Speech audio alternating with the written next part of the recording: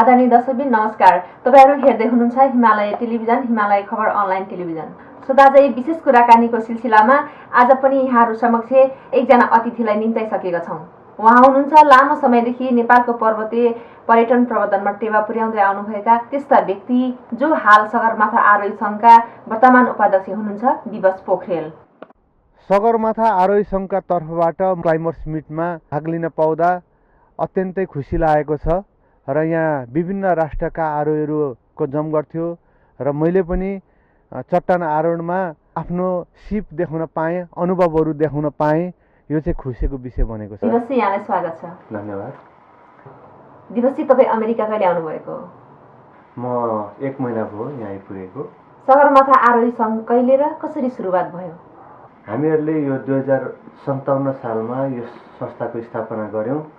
त्यसबेला हाम्रा आरोहीहरूको अवस्था धेरै नै दयनीय थियो। उहाँहरूको आवाज उठाइदिने, उहाँहरूको विषयमा बोलिदिने, उहाँहरूलाई चाहिँ राष्ट्रले सम्मान दिनुपर्छ भन्ने कुराहरूको सही कुराहरू चाहिँ सरकार समक्ष पुर्याउने एउटा संस्थाको खाँचो थियो।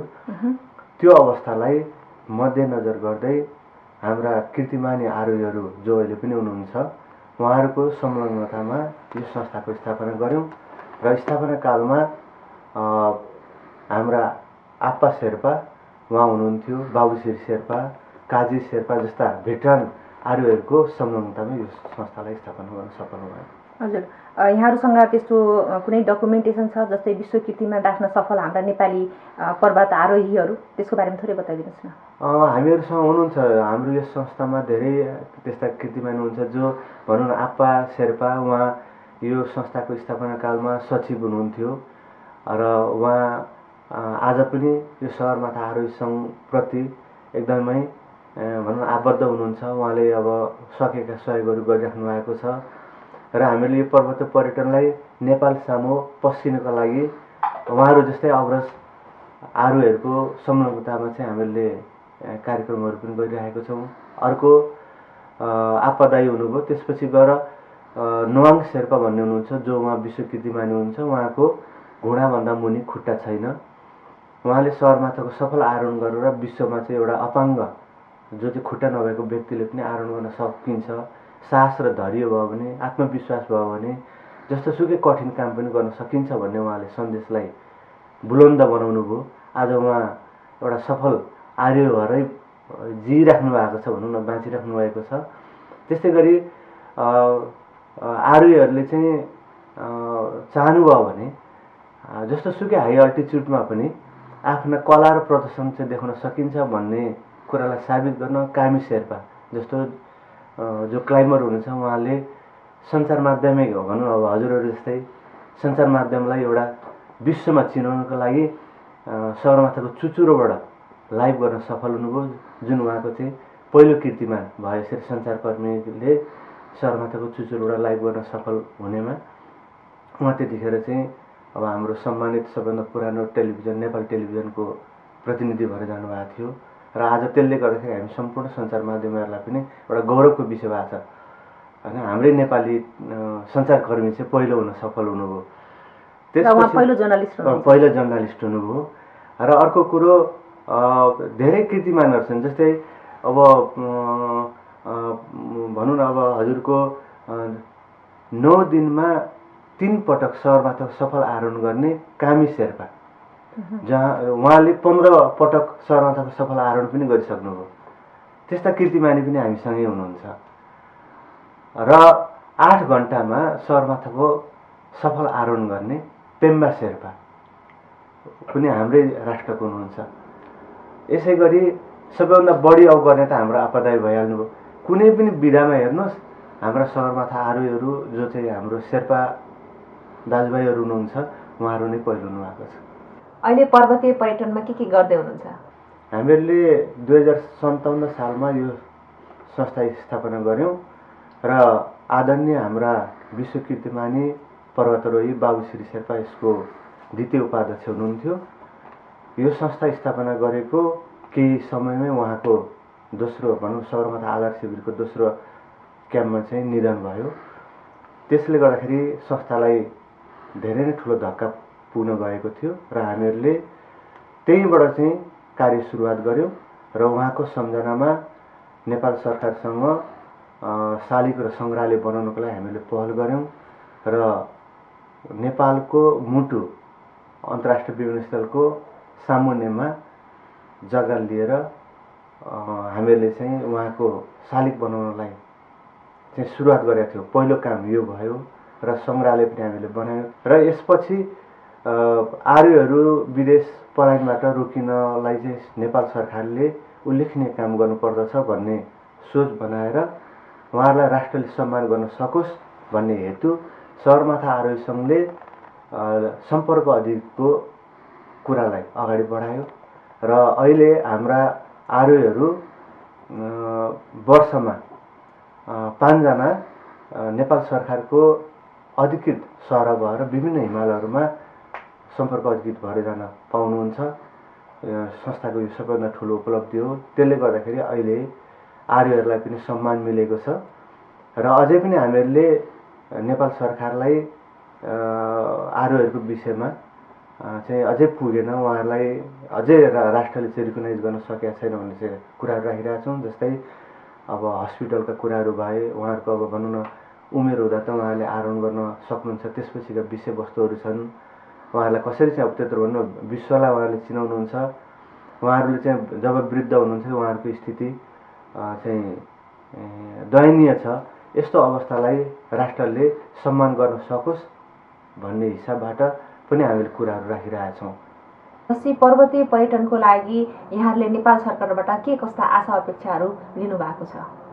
अब सर्वप्रथम त अहिले हाम्रा जुन पर्यटन मन्त्री हुनुहुन्छ उहाँ चाहिँ पर्वतीय पर्यटन केही गरौँ भनेर भावना लिएर आउनु भएको छ। उहाँ पर्यटन मन्त्री भएदेखि नै भनौँ न हाम्रो आनन्द पोखरेल जो हुनुहुन्छ उहाँ भएदेखि नै हाम्रो क्लाइम्बरहरूको विचारमा चाहिँ सकारात्मक सोच राख्नुभयो। यही सगरमाथा आरोही सङ्घका श्रद्धेय अध्यक्ष जो संस्थापक अध्यक्ष हुनुहुन्थ्यो वाङचु शेर्पा, उहाँलाई सम्मान दिनलाई उहाँले विदिन 5 मिनट्समा डिसिजन गर्नुभयो र हामी सबै क्लाइम्बरको शिर उच्च पारिदिनुभयो। यो कुरो मैले भनौँ मेरो संस्थाको तर्फबाट बारम्बार नेपाल सरकार समक्ष राख्दै आएको हुँ र नेपाल सरकारले जुन सम्पर्क अधिकृत दियो त्यो एउटा सम्मानित छ र यसलाई सबै आरोहहरूले स्वीकार्नु पनि भएको छ र उहाँहरूलाई भनौँ न नेपालमा एउटा अझै सम्मानको हेतु गर्नु जस्तै अब आपा शेर्पा जस्तो जो विश्वकीर्ति मानी हुनुभयो, उहाँलाई राष्ट्रले एउटा घरवासको व्यवस्था र एउटा उचित पारिश्रमिक दिएर चाहिँ सम्मान गर्न सकेको भए सायद आज नेपालमै भेट्न सफल हुन्थ्यो होला।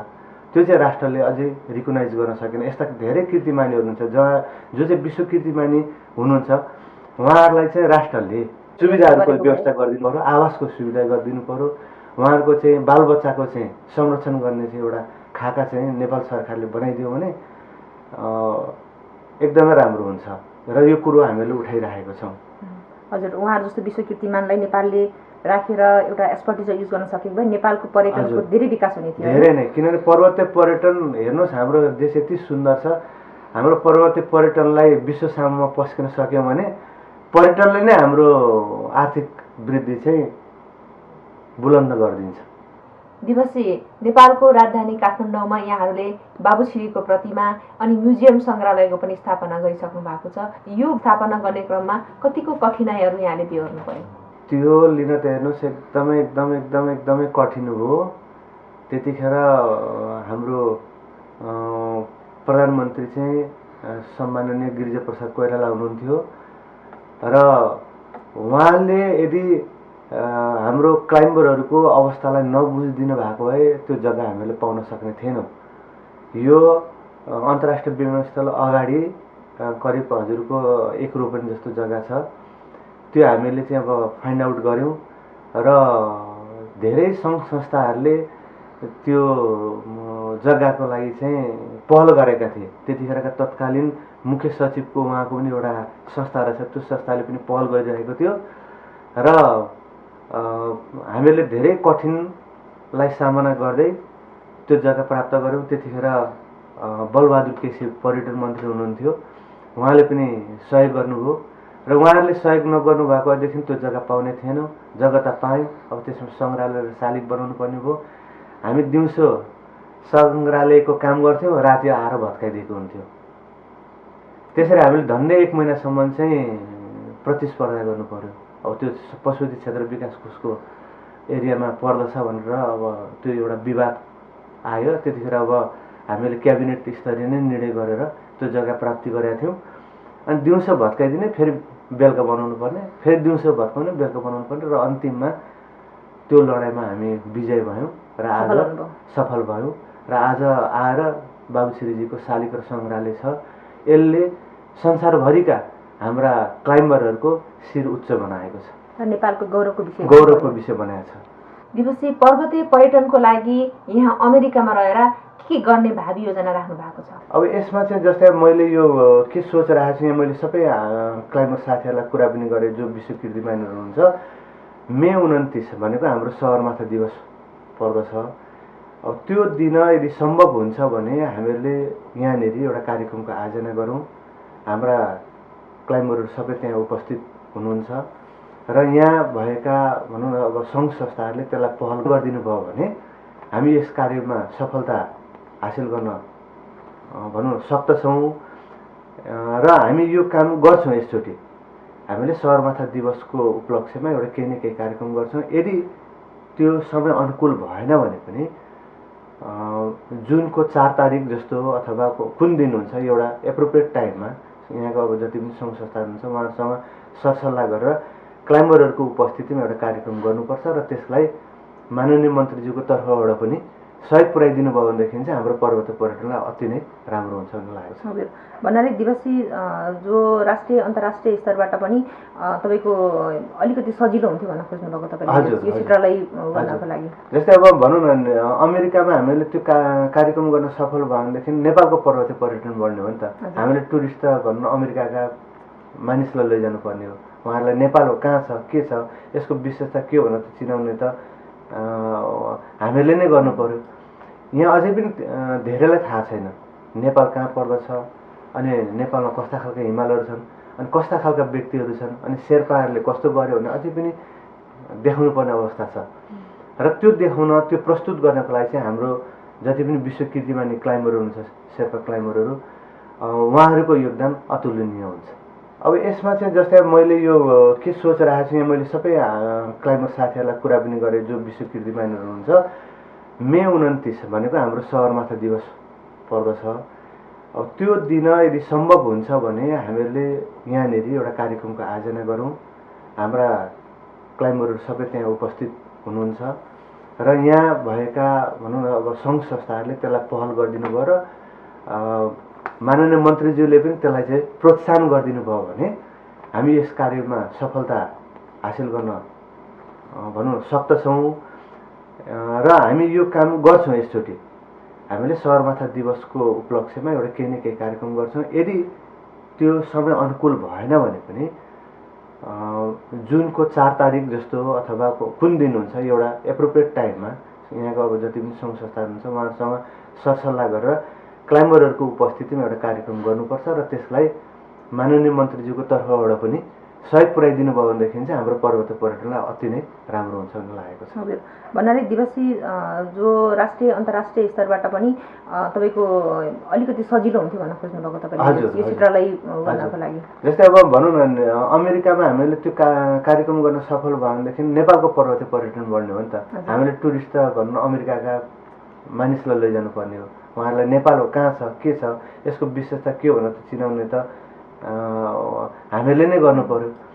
यहाँ अझै पनि धेरैलाई थाहा छैन नेपाल कहाँ पर्दछ, अनि नेपालमा कस्ता खालका हिमालहरू छन्, अनि कस्ता खालका व्यक्तिहरू छन्, अनि शेर्पाहरूले कस्तो गर्यो भने अझै पनि देखाउनु पर्ने अवस्था छ। र त्यो देखाउन, त्यो प्रस्तुत गर्नको लागि चाहिँ हाम्रो जति पनि विश्व कीर्तिमानी क्लाइम्बरहरू हुन्छ, शेर्पा क्लाइम्बरहरू, उहाँहरूको योगदान अतुलनीय हुन्छ। दिवसी यहाँले अन्तर्राष्ट्रिय स्तरबाट, अन्तर्राष्ट्रिय क्षेत्रबाट चाहिँ जो क्लाइम्बर्सहरूको कतिको मोह बढेको तपाईँ पाउनुहुन्छ, यहाँले के अनुभव गर्नुभएको छ? एकदमै, किनभनेदेखि विश्व समुदायका क्लाइम्बरहरूले मैले के पाएँ अझ भन्नुपर्दाखेरि निचोडाउनु पर्छ, विश्व समुदायको जति पनि क्लाइम्बर हुनुहुन्छ उहाँहरू आफ्नो जीवनको कालमा एकपटक भए पनि नेपालको पर्वतीय पर्यटनमा गएर आनन्द लिन चाहेको लालच भएको मैले पाएँ होइन। अब त्यस्ता व्यक्तिहरूलाई हामीले चाहिँ नेपाल पुर्याउन सक्यौँ भने हाम्रो पर्वतीय पर्यटनको प्रचार प्रसारमा त दुई मात्रै छैन। यहाँहरूले टुरिज्म डकुमेन्ट्रीको लागि हलिउड चलचित्र निर्माता कम्पनीहरूसँग कुनै समन्वय सहकारी गर्नुभएको छ?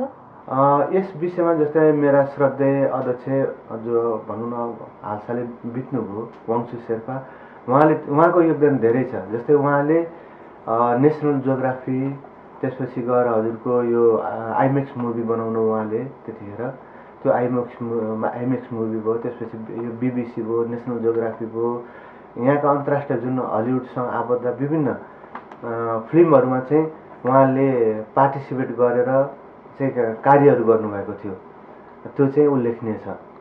हजुर जस्तै एभरेस्ट मुभी पनि हजुर अहिले यो हालसालै एभरेस्ट मुभी पनि अब प्रकाशनमा आएको छ। यसले पनि हाम्रै भनौँ न नेपालकै पर्यटन एकदमै हजुर। दिवसी अन्तिममा यहाँले हिमालय टेलिभिजन र हिमालय खबर अनलाइन टेलिभिजन हेरिरहनुभएका आम दर्शकलाई पर्वतीय पर्यटनको क्षेत्रमा यहाँ के सन्देश दिन चाहनुहुन्छ? नेपालको पर्वतीय पर्यटनको विकासको निम्ति चाहिँ अब हेर्नुहोस्, हामीले अब नेपालमा पनि पूर्वाधारहरूको विकास गर्नुपर्छ। सर्वप्रथम त हाम्रो पक्षको पनि हेर्नुपर्छ। जस्तै अब हामीले यो विषयमा चाहिँ हाम्रो सरकार निकाय पर्यटन मन्त्रालयलाई सुझावहरू दिनुपर्छ। जस्तै एक नम्बरमा भन्नुपर्दाखेरि विदेशी पर्यटकहरू नेपाल पुगिसकेपछि उनीहरूले कम्फर्टेबल हुने वातावरण हुनु पर्यो, महसुस गर्नु पर्यो। जस्तै एक नम्बरमा अब विमानकै कुरा भनौँ, अब यहाँबाट हवाई यात्रा गरिसकेपछि उनीहरू नेपाल पुग्नुपर्छ। नेपाल पुगिसकेपछि थाकेको हुन्छन्। अब जब उनीहरू निस्किन्छन् उनीहरूलाई चाहिँ आफू सुरक्षित भएको वातावरण बन्नु पर्यो। सुरक्षित छ तर जुन इन्भाइरोमेन्टहरू हुन्छ अझै धेरै कुराहरू बनाउनुपर्छ। त्यसमा चाहिँ हामीले विचार पुर्याउनुपर्छ। एक अब यो हाम्रो गृह कार्यहरू हुन्, आन्तरिक गृह कार्यहरू। दुई, जस्तै अब नेपालमा पुगिसकेपछि पर्यटकहरूलाई गन्तव्यसम्म पुग्ने चाहिँ एउटा सहज वातावरण बनाइदिनुपर्छ। जस्तै भनौँ न अब उनीहरूलाई हेसलहरू हुनु भएन, तर अझै सुधारहरू गर्नुपर्छ। अब पर्यटक त्यहाँ पुगिसकेपछि उनीहरूलाई अब बासको व्यवस्था भयो, त्यसपछि अब यातायातको सुविधा भयो, ट्रान्सपोर्टेसनको सुविधाहरू भयो, यी यावत कुराहरूलाई चाहिँ सरलीकरण हुनु पर्यो। अब यस्तै यो भनौँ न न्यूनतम आधारभूत आवश्यकताहरू हुन्। देश त त्यसै पनि सुन्दर छ, त्यो सुन्दरतालाई यी कुराहरू चाहिँ हामीले सुधार गर्न सक्यौँ भने राम्रो हुन्छ। दिवसी अन्त्यमा यहाँले आफ्नो व्यस्त समयको बावजुद पनि यहाँले महत्त्वपूर्ण समय दिनुभयो। यसको लागि हिमालय टेलिभिजन, हिमालय खबर अनलाइन टेलिभिजन र मेरो व्यक्तिगत तर्फबाट यहाँलाई धेरै धेरै धन्यवाद दिन चाहन्छु। Thank you.